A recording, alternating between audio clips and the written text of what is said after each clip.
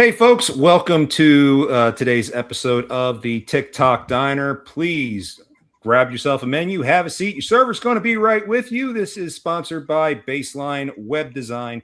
They have just finished our new website. Be sure to check it out at freightfraudtaskforce.com that went live yesterday. Huge thanks to Paul and his team for getting that up for us. Great show for you today. We are still kind of trying to work with a couple of things. We're having issues with LinkedIn right now. So I'm going to try to get that fixed.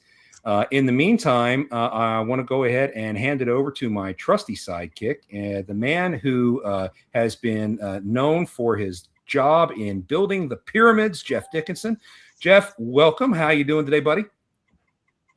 I am doing well, John.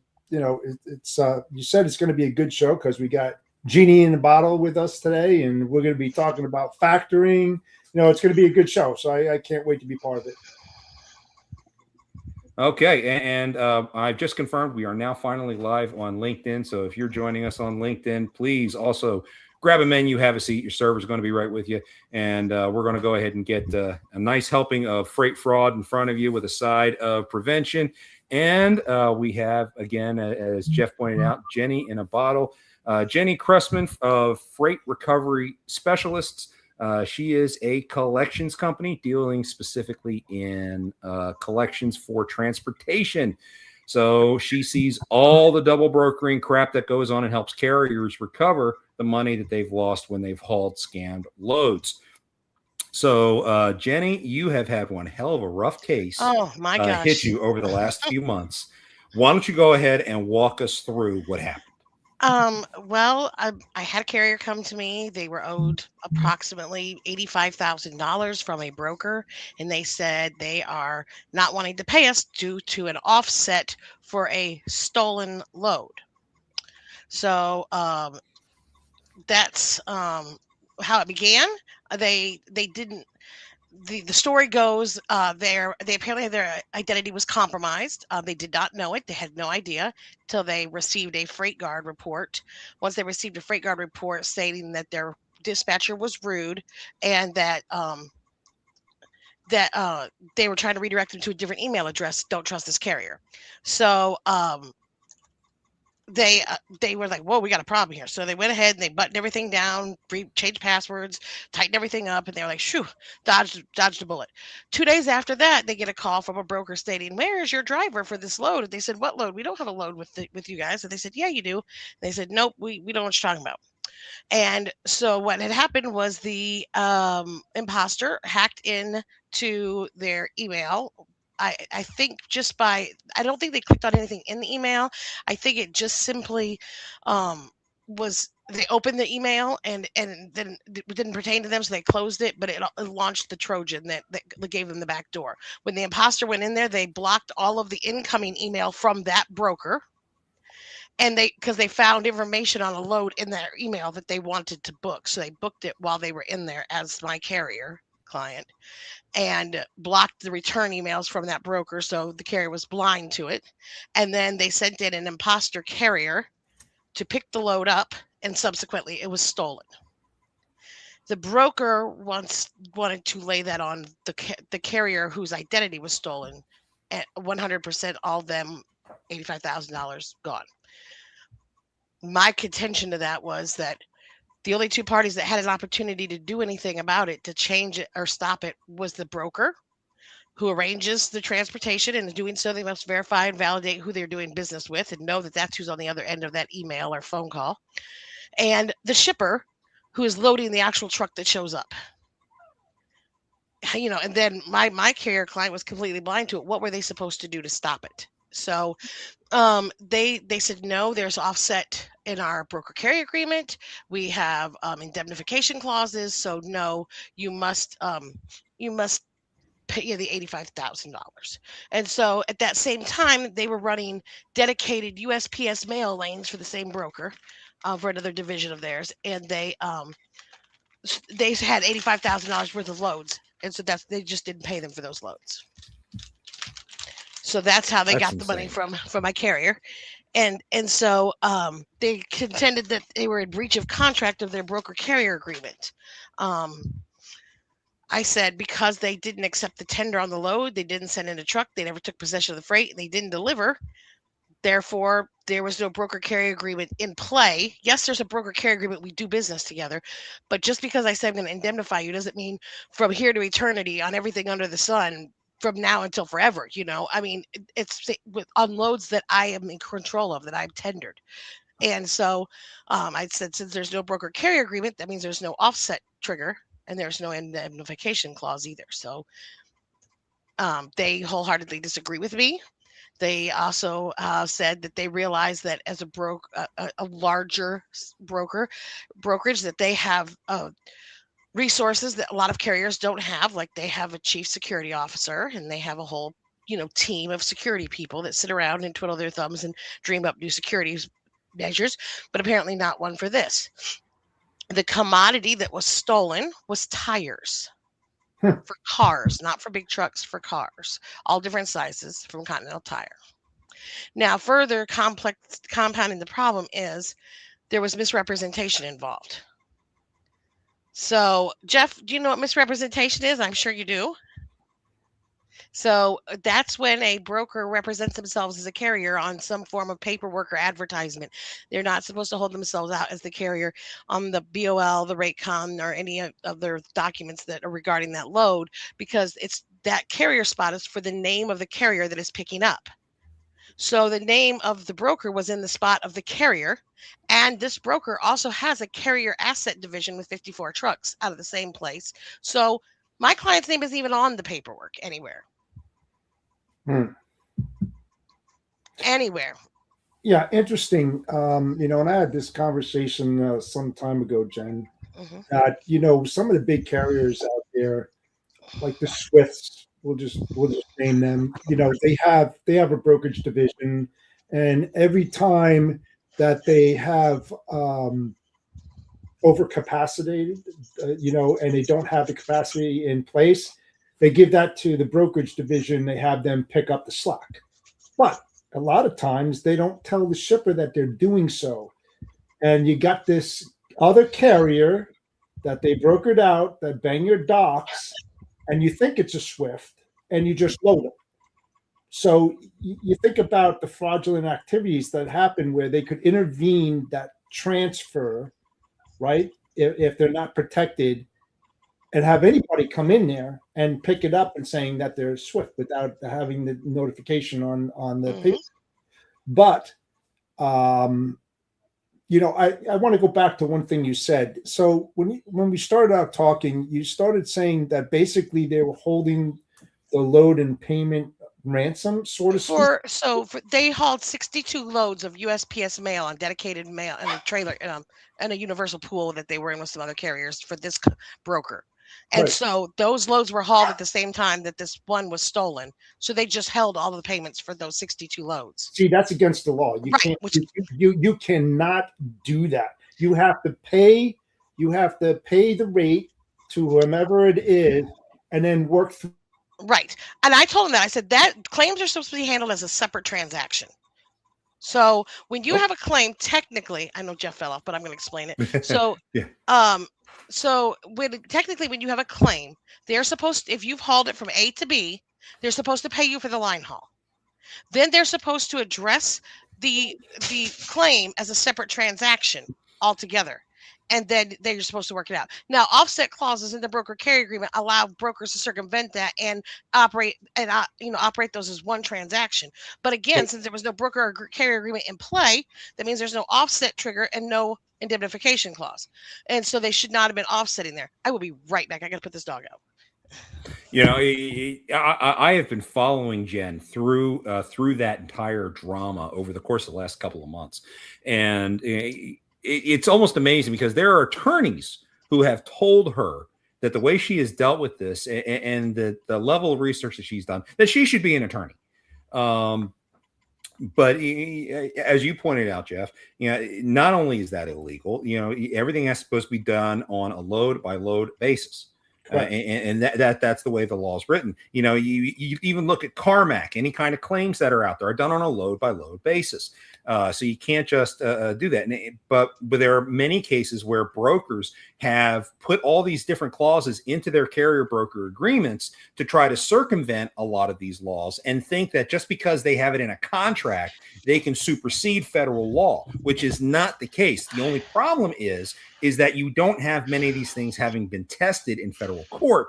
Therefore, they will stick to their guns with their attorneys who sit there and say, hey, you got every right to stick to your guns. It's all in the contract. Well, just because it's in the contract doesn't mean you can supplant U.S. law.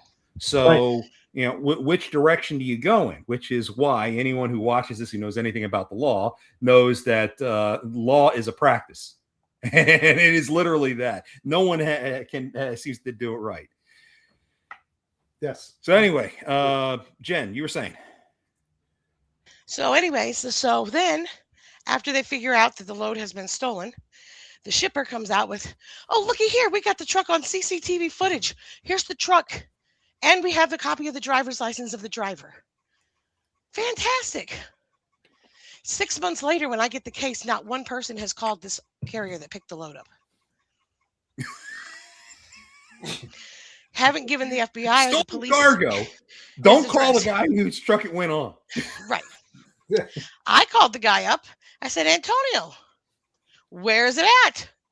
And he says, oh, they texted me another address. I had to take it to somewhere else. I said, where is it? I don't have the text message anymore. I said, oh. I said, how about the paperwork? I've been asking for a signed BOL, signed rate con. I'd like to see the signed rate con. I don't have that yet. So you can send me the rate con and the BOL. Oh, I can't find that paperwork. Conveniently can't find that paperwork. So he provides me a BOL from another broker. He says, this is the broker that gave it to me. This isn't a BOL, a rate con for that. It's a rate con for a different load, but this is the broker that gave it to me. I was like, does me no good. I can't just call this broker up and say, hey, you know, back in March, there was a load. It got stolen. Do you know what I'm talking about? They're going to look at me like I got two heads. So I was like, that's not helpful at all.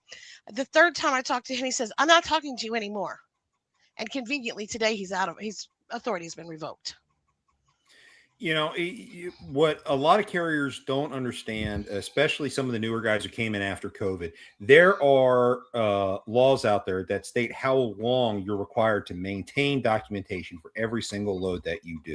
Right. If I recall correctly, that regulation states that you're supposed to maintain BOLs for at least a year. I couldn't remember if it was a year or 3 years.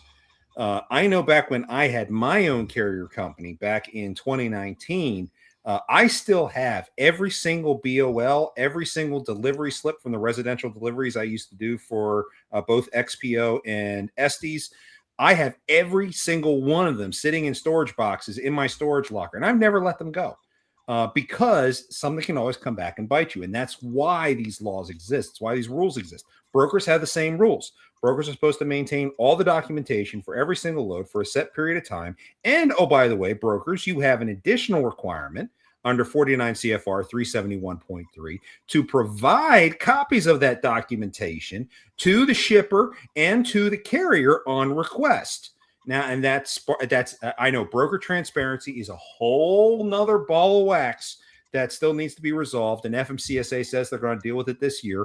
I'm not holding my breath. But the law does exist, and it's been there since Motor Carrier Act of 1980. So I don't like how brokers try to write off all of their responsibilities on a contract, even though those responsibilities are delegated under federal law. And that's really what I think all this starts to roll back into at the end of the day.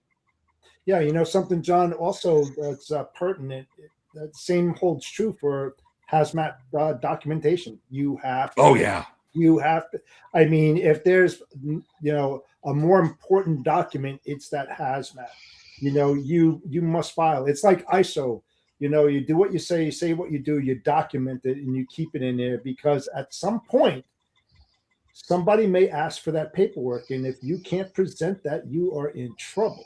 I mean, deep trouble. And to your point, I used to keep my paperwork for a very, very long time. You know, it's almost like taxes. You know, keep them for 7 years, and then after the 7th year, you can shred them. You know, I had boxes worth of them because I never knew, and I always filed them chronological order by year, by date, by month. because you never knew when you'd be that, for that stuff. But let's face it, and this has been one of the biggest issues in this industry, and I've said this is the third show I've said this on today. Okay, is that in the past we have had a lame duck government agency who has pretty much just not paid any attention to what's going on. They've not paid attention to their own regulations and rules. Anyone who with a heartbeat can get their hands on an MC number. It has been absolutely crazy. And now we are now reaping what we have sown as a nation, as an industry. Everyone wants it cheaper, faster, better, all that good stuff. And now we've entertained bringing in the non-CDLs, cheating on the ELDs, do whatever you have to do to get the load done because the broker doesn't want to lose the customer, et cetera, et cetera. But in doing that, we have conditioned ourselves to circumvent the regulations, to circumvent the laws. And I'm dealing with this now with a couple clients I'm working with. They know they're dealing with a double broker. They know that this large carrier they work with is double brokering these loads out. The only saving grace is the loads get to where it's supposed to go. So they figure, okay, well, we know it's a problem. We'll deal with it as we can find additional capacity and whatnot. Well, ladies and gentlemen, we're going into a capacity crunch. You now have a very active FMCSA administrator in Derek Bars, who is very interested in enforcing the laws, who is very interested in trying to right the ship, who's very interested in trying to get the bad CDLs off the roads, who's very interested in getting the bad CDL schools out of business, and then going after the bad carriers and brokers. It's coming. And we're having a severe capacity crunch. How many trucking companies, big trucking companies, went under from mid-December to Christmas? How many people got pink slips in their Christmas stocking because the company went under? The numbers are staggering. Yep. However, and I just had this conversation with Chris Jolly a few minutes ago on his show. The prediction that's out there now is that the carriers, the carriers that are going to go under, for the most part, have. We're finally starting to see that level off because rates are starting to come up. That capacity crunch is finally starting to impact the rates. Next step is the brokers. The brokers who have been teetering on the edge, they are going to fall off now. I think you're going to see a huge spike in broker failures coming, which is then going to put Jenny in a lot more work because, you have carriers who think I got a rate confirmation, I'm going to get paid. They go to send the invoice, and then all of a sudden there's no payment. And then the brokerage racks up $1 million in payables if they only have a $75,000 bond and get paid 7 cents on the dollar. I mean, come on. When Pan American Transport went out in 21, they had $3.1 million against their $75,000 bond. It paid out at 2.9%. 2.9 cents on the dollar. Can you imagine having to accept that and take that on the chin? But a lot of carriers are going to go through this. So it's very important. Imagine having $100,000 worth of receivables and only getting paid $2,900. That's what it's crazy. That it's absolutely crazy. Carriers have got to pay attention to the ratings that brokers have when it comes to their financial health. They have to pay attention to that because financial health is going to be the biggest issue for brokers over the course of the next year. Yes, rates are going to go up, but how many shippers are going to accept the fact that their rates are about to start to skyrocket? None of them. They've all been dealing for the last 3 years with dirt cheap rates. They've been getting away with, essentially murder. But because we've been in this period for so long, and this is what people don't seem to understand. We've been through this for so long. This is the norm for everybody. We're about to now transition from a broker's market to a carrier's market. And as we make that transition, new brokers have no idea how to deal with that. New shippers who have been rotating their logistics people, they don't know how to deal with it because they've not seen it yet. And now we're going to be in a position where freight is not going to get moved. because we just don't have enough capacity. And now, how many more rules are they going to skirt just to get capacity through? Which means how much more fraud takes place as a result. This is a cycle that is going to be very difficult to break. And It's let me a just perfect storm. add in there that with these bigger brokerages, I've been granted transparency against Uber. We've got C.H. Robinson, TQL, and the gamut out there. Guys, you are the marker for the rest of the small brokerages out there. So whatever you do, everybody else is going to try to do. So if you're out there and you're offsetting stuff improperly, they're going to do the same thing because they think, well, they're doing it, I can do it too. It's just like the co-brokering mess, that everybody gets into. They don't use it properly. I mean, some people use it properly, but very few use it properly. So, just be mindful when these things come up. The broker stands in high opinion that if it went to court, that the courts would find that my client allowed their infrastructure to be hacked. And I've told him, no, you can have the most secure network in the world and it will still get hacked. Ask the government, ask everybody. I mean, if it's a ground zero virus or malware or spyware, if your definitions aren't updated to that, it's not going to recognize it. It's only trained to recognize what it knows. Yep. So you can have the most secure, and if you get your credit card stolen or somebody gets your numbers from your credit card and they rack up stuff, the credit card company gives you your money back and they pursue the imposter. In my experience in collections, when brokers' identities have been stolen and loads get posted on the load board as them, but it's not their load really. It's a different, it's a load they got and just pulled a rate con offline and put the information on it and said, okay, yeah, I'm Pam Transport now or whatever. We don't hold their feet to the fire. We say they're a victim, just like the final mile carrier who's not going to get paid from this. But then when the shoe is on the other foot, then we say, oh no, it's all their fault.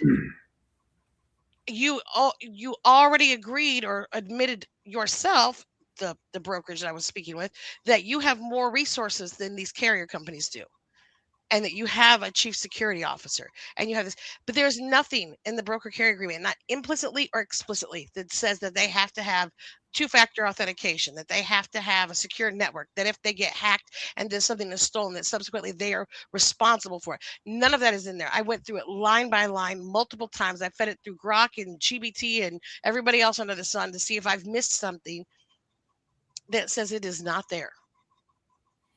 Yeah, we've said before, brokers like to write away some of the responsibilities that they have. And it's easy to do because a lot of carriers out there are, one, ignorant to what's going on. As a dispatcher, how many times have I actually stopped and read a broker agreement that I've signed 50,000 times on RMIS or my carrier portal or something along those lines? It's mostly boilerplate. So have I read each and every single one? No, of course not. Who the hell has? But you also expect that every player in a transaction is acting ethically and with the best interests at heart. And that's absolutely not the case. Everyone's in it for themselves. Let's face it. It's all about the mighty dollar. It is all about the almighty dollar. And how can I maintain my profit margin? And if I'm a private company, keep my own profits up. Or if I'm a public company, keep my shareholders happy. And what do I need to do to make that happen? Forget what laws exist. And that is really what turns around and bites everyone in this industry. And it's so bad right now. It's so bad that it is putting the industry in a position of potential total collapse. I'm not trying to be alarmist here, but let's be real. The transportation industry is exceedingly fragile. There are so many bad actors involved in it that it only takes one honest carrier to have a really bad day to know that he's about to lose his home before he turns bad and starts doing bad things. Desperate people do desperate things. Bad people hurt bad people. And the vast majority of this industry is desperate. And until that changes, security is going to be difficult to find here. Well, something too is that it happens in the LTL market as well. Shippers declassify, misrepresent their classifications and their weights. And I try to drill this into people's heads. especially when you're in sales and you're talking to a company that moves LTL. Listen, you don't want your freight to be red flagged. Okay, if it goes to W and I constantly all the time, waiting an inspection, and they see a trend, they're not going to want to pick up your freight. They what shippers try to do is save money and say it's a lower classification than what it really is. From a 400 to maybe a 250 or 125, and then they push it along and they misrepresent the weight and everything. And it's just like, great, I got it for $197 to move this, or 280, whatever it is, right? All of a sudden it hits the W and I, whoever is picking that up, and they get these additional charges on it, and then they're noted. The shipper, is not a preferred shipper. We used to have preferred shipper, preferred carriers, because they did the things ethically. But things like that are going to happen, especially when rates start rising. It's going to go across all different types of modes, and you got to be aware of this, and you got to know how that industry works and that mode works, so that you can tell your client, this is what's going to happen if you do not follow the rules.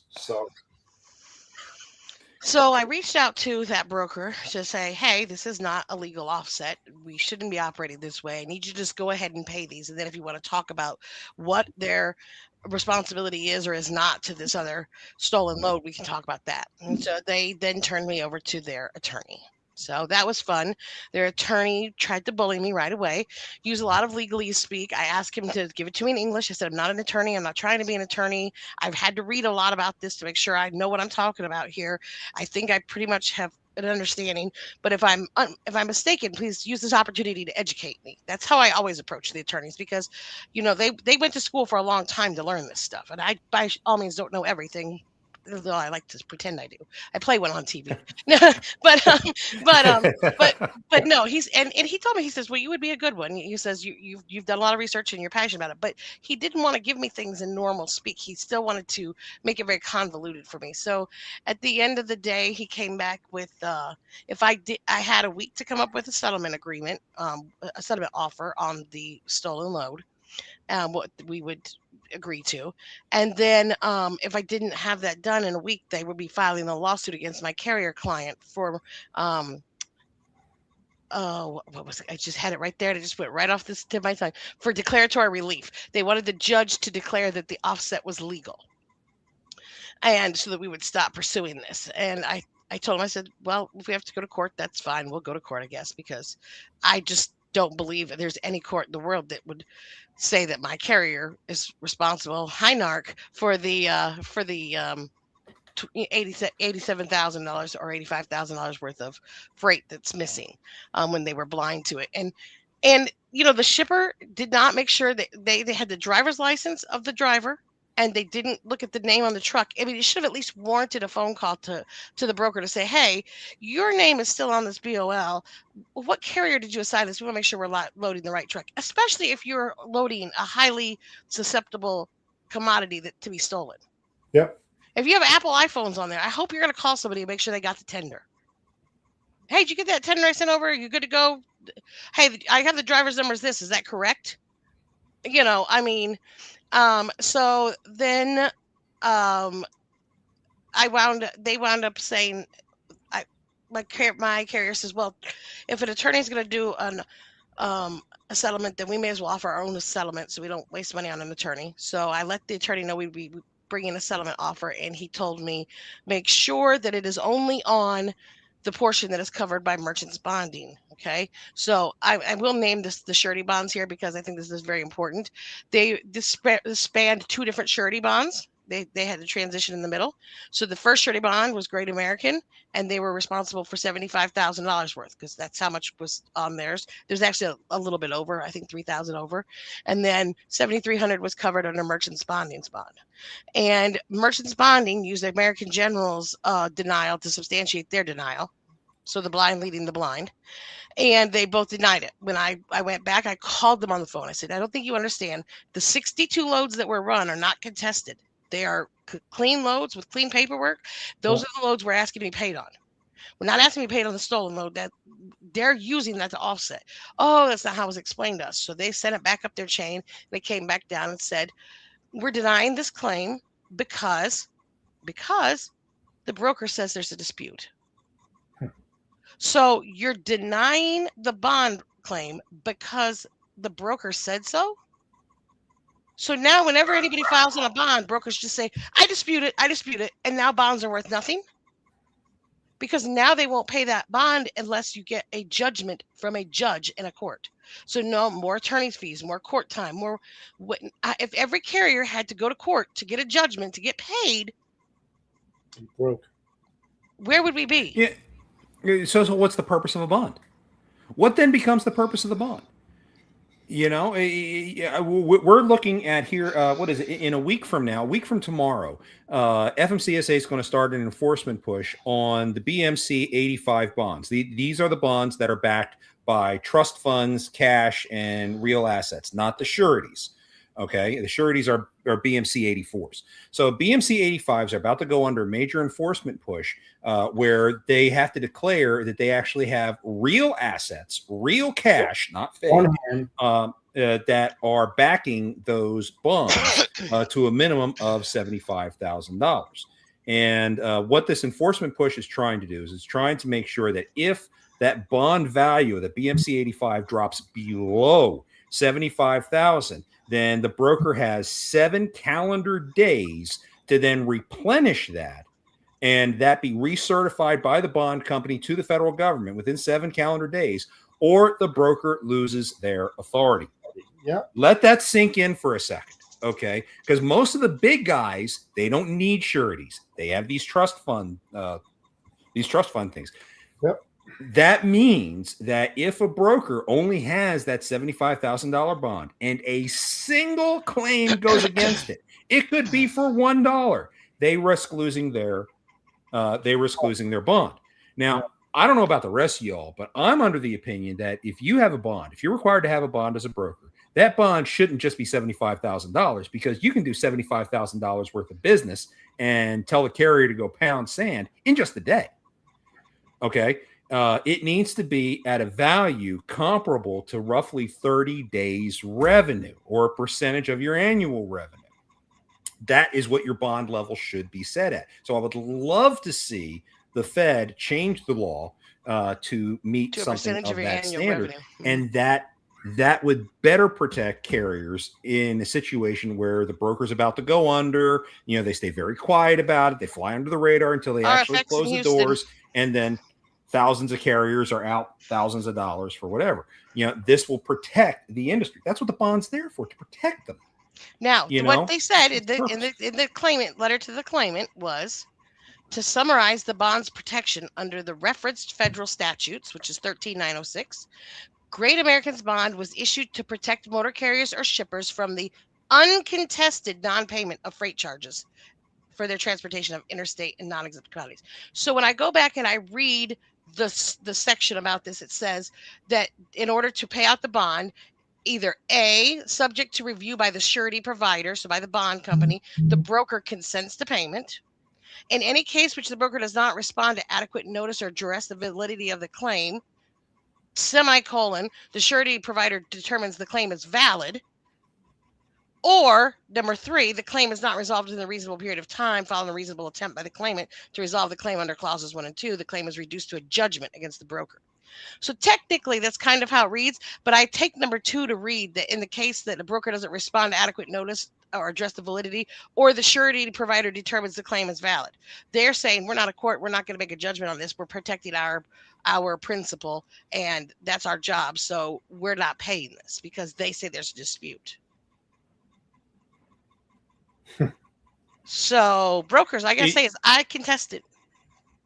There's a dispute. It's crazy because, and brokers know damn well that most carriers that are out there, 97, 98% of the carriers that are out there, cannot afford to hire an attorney to be able to try to get such a judgment. Especially if they're going to lose half of their money. I mean, if this is an $87,000 claim, they're looking at less than $40,000 by the time it's said and done with. In attorney's fees, absolutely. Good luck trying to go ahead and sue the broker to get those fees covered by the broker himself. And the judge might It's so grant you much. your attorney's fees or a portion of them or none of them. So you might get your attorney's fees back. You might get your court costs back, but it's not a guarantee. Yes, they can request it. And a lot of times it's granted, but it might not be the full portion. Or they might say, And how long will it take? Right. How long And will it take? I mean, because then they can go on appeal. so The big brokers, right. they got the money. They can sit on this stuff. So I got fed up with everything. I filed complaints with the FMCSA Office of Registration Financial Responsibility to who they have oversight over BMC 84 and 85 bonds and surety and trust funds. So they are to handle those. And they're not covered by Department of Treasury surety bonds, I found out, but I copied both of them on it. But the FMCSA does have the oversight on BMC 84 bonds. So I filed complaints to investigate those two bond companies for improper payment of BMC 84 bonds and to see if they are still allowed to have the authority to issue bonds. I've heard nothing back on that particular claim because that didn't go through the NCCDB because there's not an option for surety providers on the NCCDB. So that one had to go separately. Then I filed a complaint against the broker on the NCCDB. I have reached out to attorneys. I have talked to Hank Seaton and Dale Prax. I have just run them over the washboard to try to squeeze everything I can to figure out where, because I just don't feel like they should have to go to court over this. I don't feel like this should require an attorney stepping in. This is misrepresentation. This is nobody followed up with the imposter carrier because they already had my carrier's money. So why do we need to go after them, right? We already have the money. And so I did what I do best, and I stirred the pot some more, and I decided to write an article for one of the industry publications. And I also involved my partner Alex Lockheed from Overdrive because he wrote the articles over my transparency when I was granted transparency. And I said, "Hey, are you interested in this?" And so he said, "Sure, I'd love to write about it." And so then about 4 days later, on Christmas Eve, I got a call from the COO of that brokerage for an hour on Christmas Eve to discuss this. And they said they disagreed, and I said, "I don't know. Your attorney won't hear any, offers of settlement." And he was like, "Oh, I don't know why they involved the attorney, anyways." Blah blah blah. But I said, "But I'm just telling you, if for the attorney, I would have not gone any less than a 50-50 split. That would have been the lowest we would have accepted." Because then we can use that as a way to help educate the community on, you could have done this better, we could have done this differently, and at the end of the day we have an amicable agreement. It's not necessarily what everybody wants, and it might not be what everybody believes is right, but it will get us through. It will cover the expenses to the bare minimum, and we can continue to do business as usual. And that broker was very, very happy with this client, their performance when they were with them, and they wanted them back, and they have some work for them. So they put cupcake icing on it and sprinkles and said, "Here, we'll get you some work and help you grow your company some more even." And so therefore all parties have come to a reasonable agreement. Part of that agreement says that we can't say their name. So that's why we're not using the name. And that's fine with me. I just think that at the end of the day, it doesn't really reflect poorly on them. It's an educational opportunity for others to learn from. And that if they were real leaders in the industry, they wouldn't mind having their name out there and saying, "Look, we definitely could have done something better here."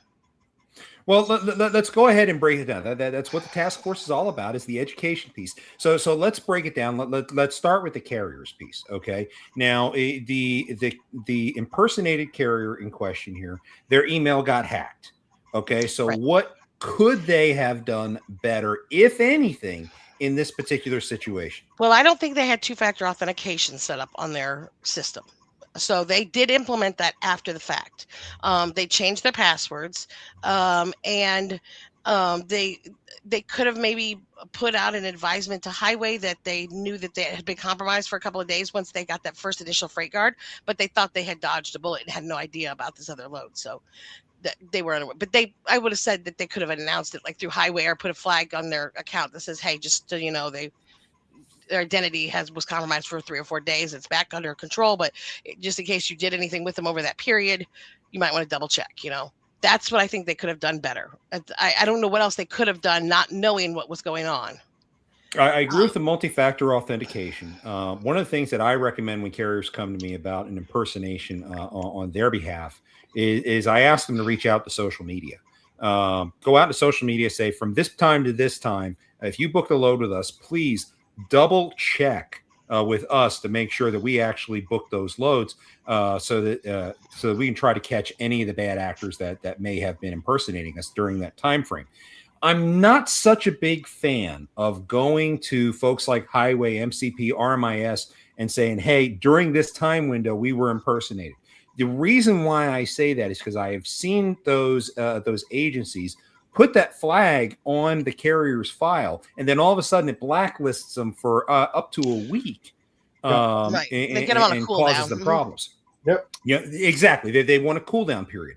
And I understand that if you're in the middle of an active impersonation case, then you actually want that because an impersonation attack tends to last anywhere from a couple of days to a week. It's usually not longer than a week. Once they go and they take control of a load, they only want to be able to continue the impersonation until they complete the theft.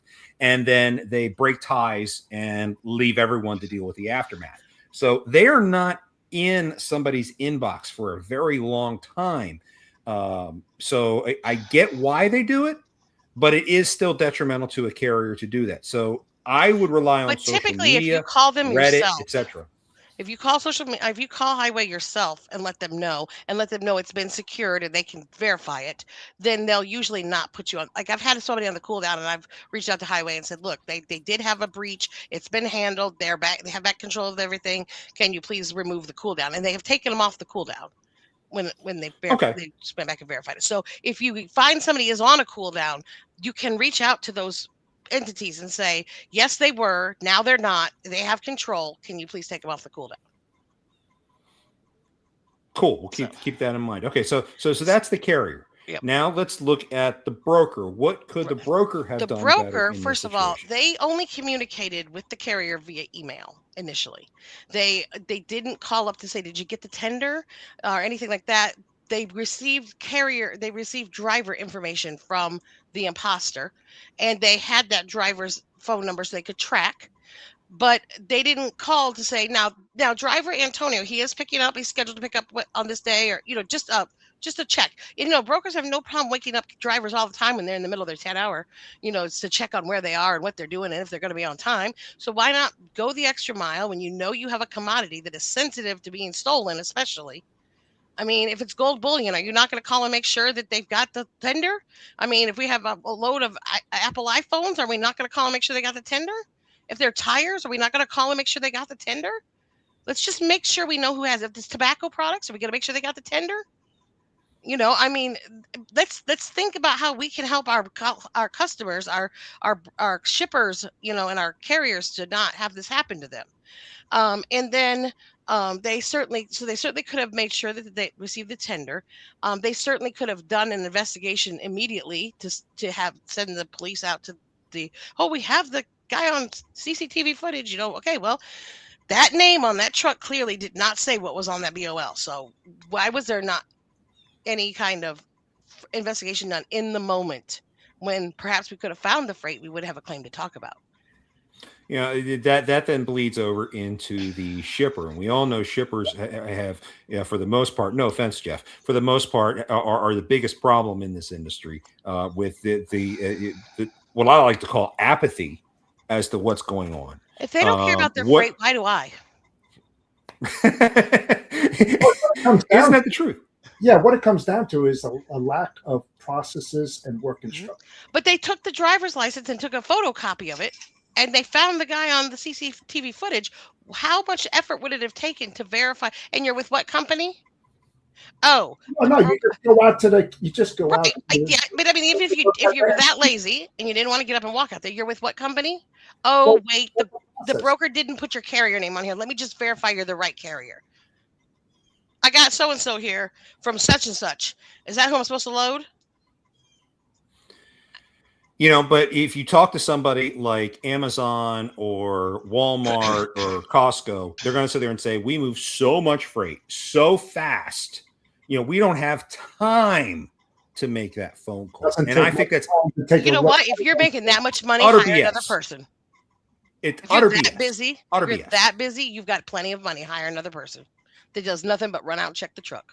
It doesn't I take long think the to do big it. shippers are the biggest cancer in this industry. What was that, Jeff? Because you were saying, Jeff? So, believe me, it doesn't take that long to do it. When I was working on that side, I had my dock supervisors. That was part of their responsibilities. If it banged the dock, you go out there, you take a look at the cab. You even did pre-trip inspections with them. It doesn't take long, 10, 15 minutes, just to dot the I's, cross the T's, to make sure that, and then they would say, if his name was Joe, you go, so you're Tim, right? No, I'm Joe. It's like, hey, okay, Yeah. that's the right guy. You don't call him by the original name. You call him by a different name. Go, oh, I'm sorry. You gotta play that kind of Joe game. was the one that was before you. That's right. Sorry, I mixed you up. Yeah.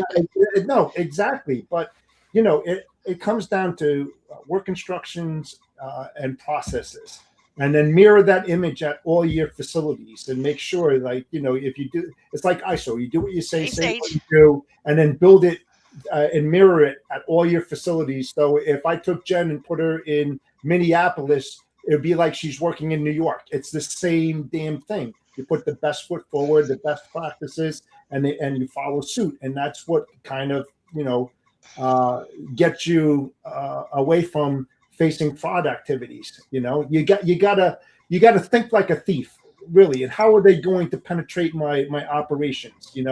And just look at those areas. And if you've worked in that area a long time, then it just comes like second nature. Even with freight payment services, and you just name it, inbound, outbound specialists. Dock supervisors, loaders, and everything. You got to keep an eye on everything that moves in that warehouse. I never sat in my office. I was always on the floor learning and watching what people were doing. And wondering what that pallet in the corner over there is doing. What is that over there? Exactly. and ask those questions, especially if you're working for an enterprise shipper and you've got a lot of loads moving. You learn those mechanisms, and that's where you fail. If you don't understand the logistics mechanisms and how they're intertwined with each other in an orderly fashion, you're gonna miss the boat. You will. And a lot of brokers out there never even step foot in a warehouse, never even in a DC.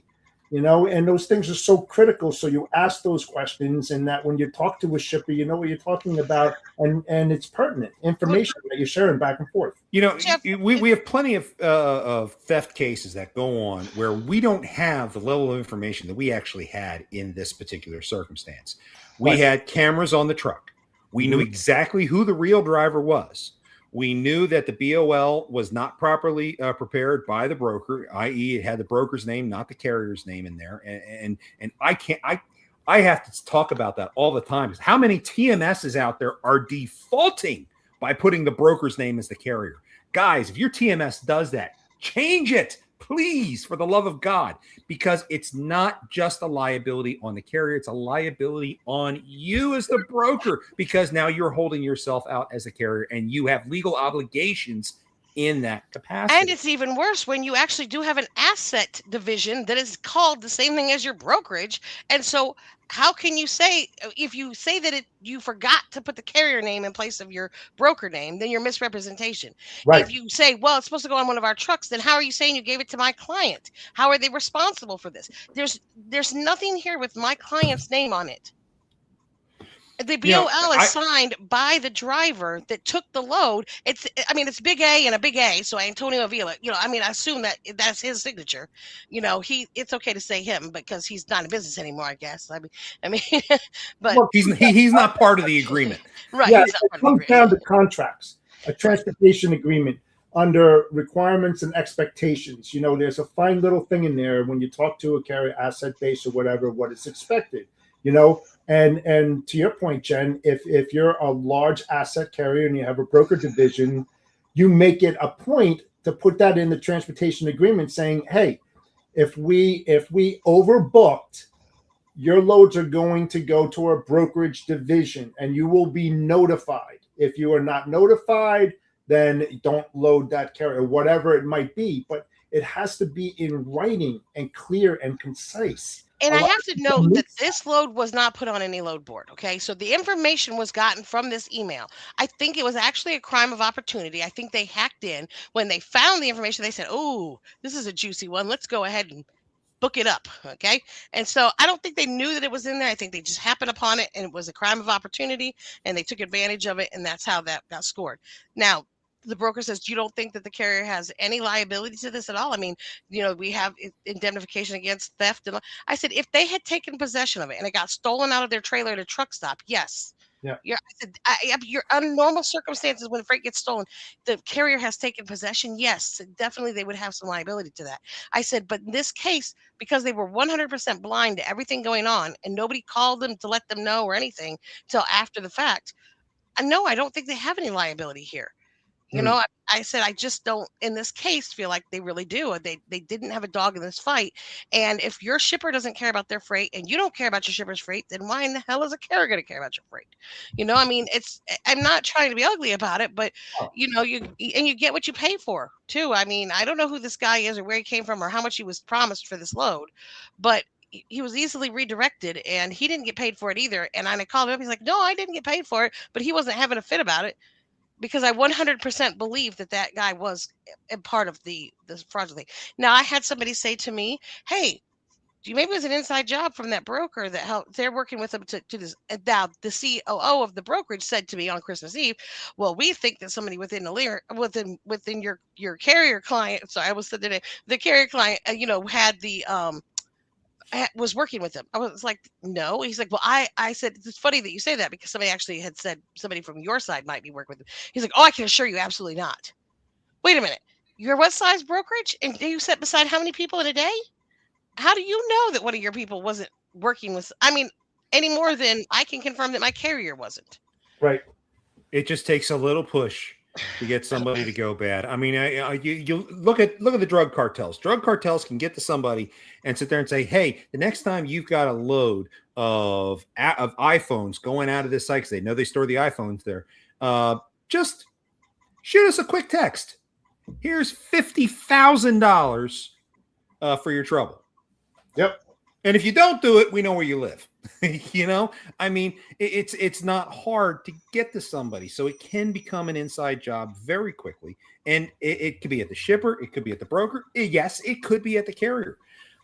The likelihood in this particular case, there was no inside job. And I agree. Yeah, I agree with you. On The either carrier should have no liability whatsoever. It's a shame that they have to accept a settlement that forces them to accept liability and lose thousands upon thousands of dollars just to be able to continue to do business. That is a crying shame.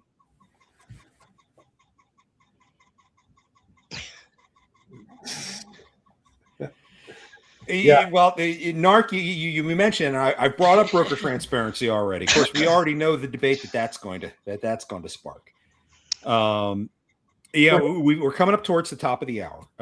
We've been at it for this is the third show I've done today, so I've been on camera all damn morning. Yeah, we were falling late starting though, so we were, but it is time for us to start to wrap this up. Jenny, what final thoughts do you have about this case? All I can say is that lately I've had a lot of claim cases like this. Not necessarily stolen freight, but somebody took loads from a text message, not a WhatsApp, not a Telegram, a text message, and they were redirected to a warehouse in Yuma, Arizona. Which, if anybody knows, that's right across the border. I mean, it's right on the border. Like you could just. You could spit from there to Mexico. And so the FBI had to get involved with that one. We think that it could have had cartel ties because it was redirecting many, many loads for over a month into one particular warehouse. And it was all produce loads. So who wants carrots, but it's what's in the carrots that count, right? The vitamin A and the vitamin, but, and the AR-15s. And so anyways, but, so it has, I don't know what was in it really, honestly. It was carrots that was hauled, that was redirected there, but the FBI has been notified and they're working on that one. People, stop doing shady stuff. Stop trying. I understand. I asked why they took these loads because they were not ELP compliant and they didn't want other brokers to report them for not being ELP compliant. That doesn't mean they're not non-domiciled. It just means they're not ELP compliant. And so they were trying to keep trucks running. And I said, well, what you've effectively done here is made sure you're not going to get paid at all because number one, you didn't follow the BOL. You took it to some place that's not on the BOL. So you can't recourse back to shippers and consignees because you didn't do the job. And the broker that gave them the load has had their authority gone since November the 3rd. So there's no bond payment. But even if there was, this is exempt commodity, so you wouldn't get paid for it anyway. But stop doing stuff and thinking that I'm gonna come by and sweep in and wave my magic wand and fix everything for you. Stop flying by the seat of your pants, follow the rules, double check, and take care of yourselves out there because that's the cheapest way is the most expensive way of doing things. I think somebody once said. That's what I had. Is that the cheapest way of doing business is the most expensive decision you'll ever make. Absolutely. So, I've just had several different ones. I have a household goods ones that I've had to reach out to, my state congressman on now. It's just crazy what's going on out here. They didn't provide any tariff with their name on it. They didn't provide the pamphlets and booklets required by the FMCSA that you have to leave with your shippers. They didn't have an SIT authorization to take their belongings out of the state. It was supposed to be an intrastate load, and that carrier removed the shipper's belongings to another state completely to store them with no SIT authorization, and that's not legal. And now they want $7,000 more to come deliver the stuff back to her. I'm waiting for that to finally abate. When that situation resolves, Jenny, I want to have you back and we want to break that one down because household goods is a whole nother monster. Most of us deal with just traditional freight. We don't play in the household goods world, but that is its own beast.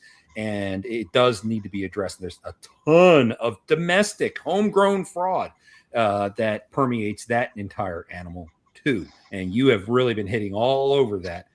In that particular case, I've been helping Jenny, if nothing else, being a sounding board when she hits that stress level. Well, it's at hard the end because of the day. you just don't want to put everything out there because number one, you don't want to tell all of the secrets out there because that tells the bad guys how to do it. Exactly. Number two, you also don't want to. Not everybody wants all of their stuff out there because they don't want them to know, what's going on. And I'm not trying to keep it under the rug, so hush hush, so to speak. In some cases, sometimes they're just wanting, them to voice or just get it taken care of and get a resolution so they can move on and get it behind them. And they don't want there to be any negative pushback. How many times have we heard in this industry? We've heard CargoNet and some of these others sit there and say, oh, yeah, well, these are the fraud numbers or the theft numbers for the month or for the quarter. But, it's really only a drop in the bucket because how many people are not reporting it? Right. Mm-hmm. They don't want the embarrassment. They don't want the insurance issues. They don't want any of the headaches and the publicity that comes from it. So much of this continues to go on. It goes on unreported, and everyone's turning a blind eye. And that's one of the things that the task force is trying to stop. We need to address it. We need to address it head on, and we need to address it with strong processes and procedures in order to get people moving in the right direction, properly, ethically, etc., so that the industry can function the way it's supposed to function. Right and now, if you think that something is wrong, to go with your gut. There's a reason why you've got that little niggling in the back of your mind here, and hair standing up on your neck, because there's something wrong. You need to double check it, at least for peace of mind, if nothing else. Yes. Help is out there, ladies and gentlemen. If you think you have an issue, whether you're a broker, carrier, factor, insurance agent, etc., if you think something is not quite right, go to our website, freightfraudtaskforce.com. Reach out to us. Go to the contact us page. Let us know what you're dealing with, and we'll be happy to put our experts to work for you and give you some strong advice that might be able to help you resolve your issue. The sooner you contact us is the sooner we can help you. If you have a load get stolen, you have only hours before that load permanently disappears. And I just want to say, make sure you bring all of the information. Even if you think it might look bad on you, we can't help you to the best of our abilities if you're not completely honest with us, because we need to know what we're looking at. And you could be putting in a roadblock for us to, get held up at that we could have gotten the freight back. So Or it can turn right back around and blow you up because you did something catastrophically wrong. Yep. Look, we're happy to tell you what's happened. We're happy to keep it private, but we want to make sure you're doing the right thing and that you are protected as much as you can. You come to us asking for help, we're going to try to help you. Yep. Until you prove that you're actually the biggest part of the problem, in which case we'll educate you and then we'll send you on your way. But that's how that goes. Jeff, you got any thoughts here? Yeah. My final comment is spot market is the petri dish of fraud. You have to take additional steps to protect your brand image and reputation at all costs. Just because you've got a great rate from a carrier doesn't mean squat. Due diligence overdoes profits and margins, because all you need is one major loss and everything that you thought that you saved and made a lot of money on, gone so quickly. And don't say it'll never happen to me.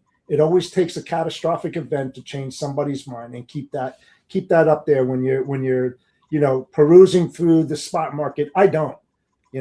I'm a dedicated service provider for that simple reason. I don't want the headaches. I haven't faced fraud in 45 years. People think it's BS. It's true.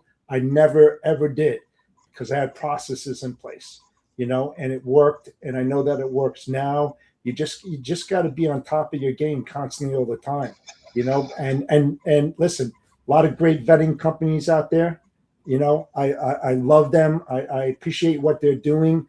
But be careful what you put out there, because you're creating loopholes, like Jen said, and you're creating roadmaps for the bad guys to circumvent and to figure it out. And now they've already targeted your company as an easy hit, because they got away with it. So now look for them to be coming back. Yeah, don't tell them how to not do something. Tell people how you stopped it.